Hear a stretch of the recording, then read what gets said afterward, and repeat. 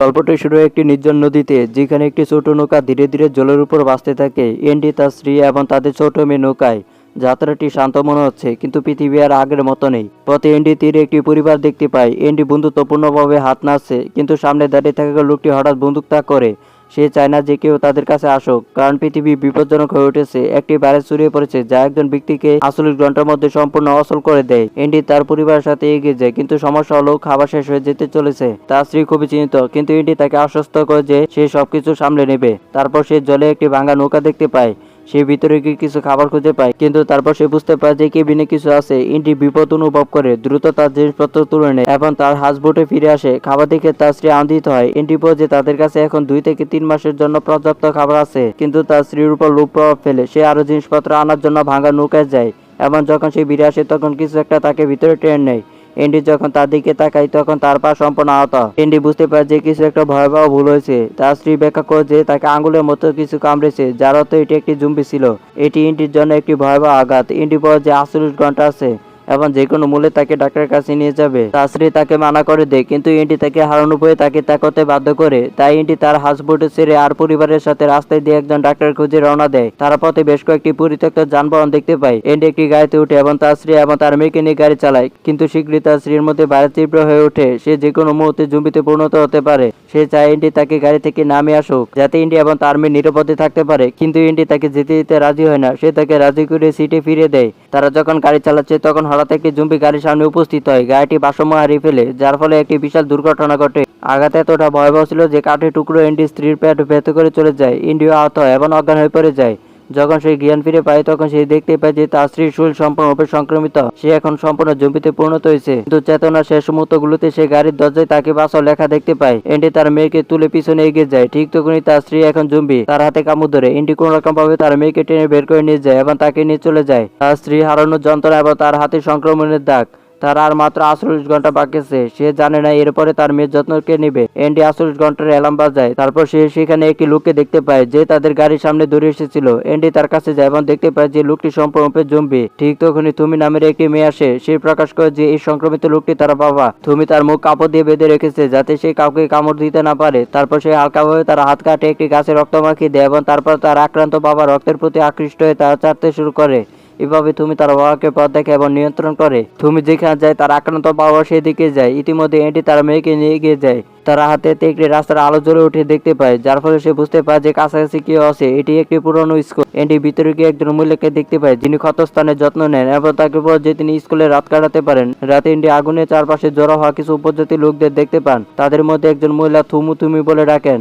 এটি সে একই মহিলা, থুমির মা, যিনি তার সাথে ছিলেন। সে তার মেয়েকে খুঁজতেছে। এদিকে থুমিকে দেখানো হয়েছে যে তার আক্রান্ত বাবাকে মাটির নিচে পুঁতে রেখে তাকে লুকিয়ে রেখেছে, যাতে কেউ তাকে দেখতে না পায়, কারণ উপজাতিরা তাৎক্ষণিকভাবে যে কোনো সংক্রমিত ব্যক্তিকে হত্যা করে। তুমি তার বাবাকে গভীরভাবে ভালোবাসে এবং তাকে তার বর্তমান অবস্থায় বাঁচাতে চায়। পরদিন সকালে এন্ডি চলে যাওয়ার প্রস্তুতি নেই। সে বেশিক্ষণ থাকতে পারে না, কারণ সে নিজেই সংক্রমিত এবং তার অবস্থা শীঘ্রই আরো খারাপ হবে। সে তার মেয়েকে এই মহিলার কাছে রেখে যেতে পারে না, কারণ তার স্বাস্থ্য খুব খারাপ। সে চলে যাওয়ার সময় মহিলাটি থুমি এবং তার বাবার একটি ছবি এন্ডিকে দেখায়। সে বলছে থুমি তার বাবাকে খুব ভালোবাসে। যদি এন্ডি সত্যি তার মেয়েকে দ্বিতীয় সুযোগ দিতে চায় তাহলে তার উচিত থুমিকে খুঁজে বের করে তাকে তার হাতে তুলে দেওয়া। এন্ডি স্কুল ছেড়ে চলে যায়। সে সামনে একটি গাড়ি দেখতে পায়, কিন্তু ঠিক যখন সে দরজা খুলতে চলেছে তখন হঠাৎ সে গুলি শব্দ শুনতে পায়।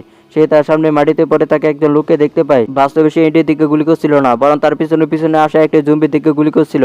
লোকটি এন্ডিকে বলে যে গুলির শব্দে শীঘ্রই আরো সংক্রমিত মানুষ সেখানে আসবে, তাকে তাৎক্ষণিকভাবে সেখান থেকে বের করে দাও। সে একটি বড় সিলিন্ডারের নিচে আটকা পড়েছে। এন্ডি একটি গাড়ি দিয়ে সিলিন্ডারটিকে টেনে তাকে মুক্ত করে। এন্ডি এবং লোকটি পালিয়ে যায়। রিক নামের লোকটি তার বাড়িতে নিয়ে যায়, যেখানে তার স্ত্রীও থাকেন। এই বাড়িটি সম্পূর্ণ নিরাপদ, জম্বিরা সেখানে পৌঁছাতে পারে না। রিক এন্ডিকে তার সাথে একটি জায়গায় নিয়ে যায়, যেখানে এন্ডি দেখতে পায় যে একটি খাঁচার চারপাশে প্রচুর সংখ্যক সংক্রমিত মানুষ জড়ো হয়েছে। রিক বলে আমাদের তাদের হত্যা করতে হবে এবং তারা একসাথে সমস্ত সংক্রমিতের খুঁজে বের করে।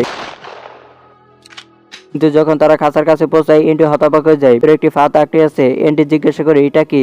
ভিক বলে তুমি টোপ ছাড়া মাছ ধরতে পারবে না। এর মানে হলো সে ইচ্ছাকৃতভাবে সংক্রমিত মাছদের ফাঁদে ফেলে তাদের হত্যা করে এবং তাদের মূল্যবান জিনিসপত্র সংগ্রহ করে, যাতে পৃথিবী স্বাভাবিক হয়ে গেলে সে ধনী হতে পারে। এন্ডি এই সবকিছু ভুল বলে মনে করে, কিন্তু ভিক তাকে নিজের কথা ভাবতে বলে। তার মেয়ের কথা ভাবো।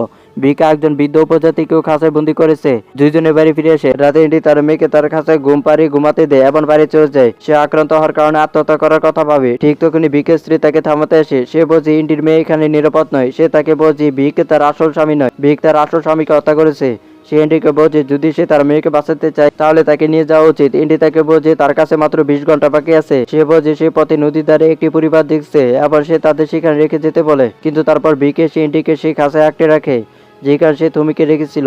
প্রথমে তুমি এন্ডিকে ভয় পায়, কিন্তু এন্ডি তাকে বোঝে তার ভয় পাওয়ার কোনো দরকার নেই, সে তার ক্ষতি করবে না। এখন তাদের দুজনকে এখান থেকে বেরিয়ে যেতে হবে। এন্ডি একটি শিকলের সাথে মাংসের টুকরো বেঁধে খাঁচার দরজার চারপাশে শিকলের অন্য প্রান্তটি ঝুলিয়ে রাখে, তারপর সেই টুকরোটি ছুঁড়ে ফেলে দেয়। সংক্রমিত সমস্ত টুকরো টুকরো করে উপরে ঝাঁপিয়ে পড়ে, শিকলটি টেনে নেওয়া হয় এবং খাঁচার দরজা খুলে যায়। এন্ডি এবং থুমি বিকের বাড়িতে দৌড়ে যায় এবং এন্ডি তার মেয়ে এবং বিকের স্ত্রী লরেনকে নিয়ে বেরিয়ে আসে। ঠিক তখনই বিকে জেগে ওঠে, সে এন্ডিকে গুলি করতে যাচ্ছিল, ঠিক তখনই রনের ভিতরে ঢুকে পড়ে, গুলিটি তাকে আঘাত করে যার ফলে সে মারা যায়।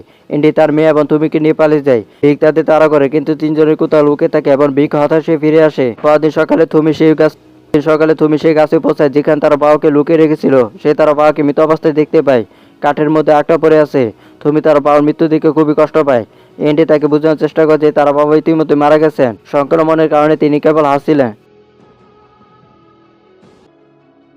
এন্ডি একাই তার মেয়েকে নিয়ে রওনা হয়। ঘুরির দিকে তাকে এন্ডি বুঝতে পারে যে তার হাতে মাত্র 9 ঘন্টা বাকি আছে। 9 ঘন্টার মধ্যে তাকে নদী তীরে পৌঁছতে হবে, কিন্তু হঠাৎ করে তার মাথা ঘুরাতে লাগে এবং সে অজ্ঞান হয়ে পড়ে। সে জ্ঞান ফিরে পায় তখন তার পাশে তার মেয়েকে দেখতে পায় না। আসলে তুমি তার কাছে রেখেছিল। এখন তুমি এন্ডির মেয়েকে নিরাপদে রাখতে চায়। তাদের দুজনকে নিয়ে তাদের যাত্রা শুরু করে। তুমি জঙ্গলের সব পথ জানে, তাই সে দ্রুত এন্ডিকে নদীর তীরে নিয়ে যায়। এন্ডি সেই জায়গায় পৌঁছায় যেখানে প্রথম পরিবারটি দেখছিল, কিন্তু এখন যে এখানে পুরুষটি রয়েছে সে জুম্বির কামড়ে আক্রান্ত হতে চলেছে। সে এন্ডিকে একটি বন্দুক দেখায়। সে বলে, এতে 6টি গুলি আছে, আমার পরিবারের জন্য 4টি। তুমি চাইলে বাকি 2টি দিয়ে তুমি নিজেকে এবং তোমার সন্তানকে হত্যা করতে পারো। এন্ডি তাকে তা করতে বাধা দেয়, কিন্তু সে বলে, আমি আমার পরিবারকে এমন জায়গায় রেখে যেতে পারি না যেখানে কেউ নিরাপদ নয়। এন্ডি তার মেয়েকে নিয়ে গিয়ে যায়। ঠিক তখন পিছন থেকে 3টি গুলির শব্দ শোনা যায়। লোকটি তার পরিবারকে এবং তারপর নিজেকে হত্যা করেছে। এন্ডি বন্দুক তুলে নেয়। এখন তার কাছে 2টি গুলি বাকি আছে। সে এখন জানে না যে কি করবে। এদিকে তুমি একটি পরিবারের তাঁবুর ভিতরে যায় যেখানে পুরো পরিবার আত্মহত্যা করেছে। তুমি যখন এন্ডির ব্যাগের ভিতরে তাকায় তখন সে ভিতরে একটি ছবি দেখতে পায়। অসুস্থ মহিলাটি প্রথমে এন্ডিকে যে ছবি দিয়েছিল, এই ছবিতে থুমি এবং তার বাবা এবং তার পরিবারকে দেখানো হচ্ছে। এই ছবিটি দেখে থুমির এন্ডির প্রতি বিশ্বাস আগের চেয়ে আরো দৃঢ় হয়ে ওঠে। সে এন্ডির কাছে এসে এবং বলে, আমি আমার লোকদের কাছে যেতে চাই, তুমি কি আমার সাথে আসবে? এন্ডি বলে হ্যাঁ। তুমি দূর থেকে দুয়ারে ইঙ্গিত করে এবং তাকে বলে, আমার লোকেরা ঠিক সেখানে আছে। তিনজনে ইন্ডি এবং তার মেয়ে এবং তুমি রেলওয়ের নিচে সঙ্গের মধ্যে দিয়ে যেতে শুরু করে। তারা হাতে হাতে তারা ভিককে দেখতে পায়। ভিক তাদের দেখতে পায় না, তাই ইন্ডি দ্রুত থুমি এবং তার মেয়েকে কাছের একটি গাড়ির ভিতরে লুকিয়ে রাখে। সে নিজে ভিকে যে জম্বিদের বেঁধে রেখেছিল তাদের লাইনে দাঁড়িয়ে আছে। ভিকে সবাইকে মেরে ফেলে। এন্ডির কাছে পৌঁছানোর সাথে সাথে সুযোগটি কাজে লাগিয়ে তার রিভলভার বের করে তাকে আক্রমণ করার চেষ্টা করে। ঝগড়া তীব্র হয়, কিন্তু ভিকে এন্ডির কাছ থেকে রিভলভারটি ছিনিয়ে নেয় এবং তাকে তাক করে গুলি করে। তারপর সে গাড়িতে পৌঁছায় যেখানে থুমি এবং ইন্ডির মেয়ে লুকিয়ে আছে। ভিক থুমিকে গাড়ি থেকে টেনে নামিয়ে দেয়। থুমি অজ্ঞান হয়ে পড়ে, তার মাথা থেকে প্রচুর রক্তক্ষরণ হয়। তারপর সে এন্ডির মেয়েকে তুলে এক পাশে বসে।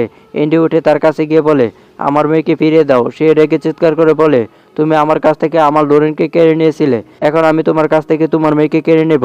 এন্ডি উত্তর দেয়, লোরেন কখনো তোমার ছিল না। এই কথা শুনে ভিক এক মুহূর্তে থেমে যায়। সে বুঝতে পারে যে এন্ডি ঠিকই বলেছে। ভিতরে ভিতরে সে অপরাধ বোধ করছিল এবং অবশেষে এন্ডির মেয়েকে তার কাছে ফিরিয়ে দেয়। এখন তুমি এন্ডি এবং তার মেয়ে আবার এগিয়ে যায়, কিন্তু তুমি হাঁটতে পারে না। তার মাথার ক্ষত গভীর এবং প্রচুর রক্তক্ষরণ হচ্ছে। এন্ডি তাকে জড়িয়ে ধরে এবং বলে, তুমি যদি অজ্ঞান হয়ে যাও আমরা কখনোই আমাদের গন্তব্যে পৌঁছতে পারবো না। সে তাকে উৎসাহিত করে এবং তারা ধীরে ধীরে পথ ধরে এগিয়ে যেতে থাকে। এক পর্যায়ে এন্ডি আবার কন্ট্রোল হারিয়ে ফেলে এবং দৌড়াতে শুরু করে, কিন্তু তার মেয়ের কণ্ঠস্বর শুনে আবার শান্ত হয়। এখন তার অবস্থা আরো খারাপ হয়ে গেছে এবং সে খুব বেশি দূরে হাঁটতে পারে না। এন্ডি হাঁটু গেড়ে পড়ে যায়। সে থুমিকে মৃদু সুরে বলে, আমাকে কথা দাও, তুমি সবসময় আমার মেয়ের যত্ন নিবে।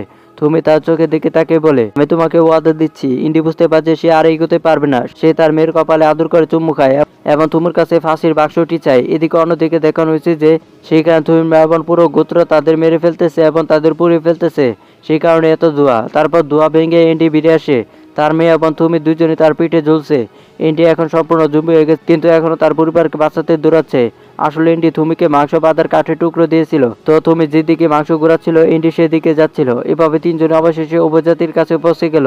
তুমি এন্ডির হাত ধরছিল, সে এখন জুবিতে পরিণত হয়েছে। উপজাতিদের এন্ডিকে হত্যা করতে হবে। এন্ডি ইতিমধ্যে তার মুখে কাটো ভরে রেখেছিল যাতে সে কাউকে কামড়াতে না পারে। যাতে তাকে বসা দিয়ে হত্যা করে, কিন্তু থুমি এবং তার মা সম্পূর্ণ সম্মান এবং সম্মানের সাথে এন্ডির মেয়েকে তাদের সাথে নিয়ে গেলেন। তার পরিবারের কথা বিবেচনা করে এন্ডি তার মেয়ের পেটে পবিত্র চকে দিয়ে ধন্যবাদ লিখেছিলেন, যা তাদের উপজাতির পবিত্র চায়। শেষ পর্যন্ত তারা দেখেছিল যে এন্ডির মেয়েকে উপজাতিতে গ্রহণ করা হচ্ছে।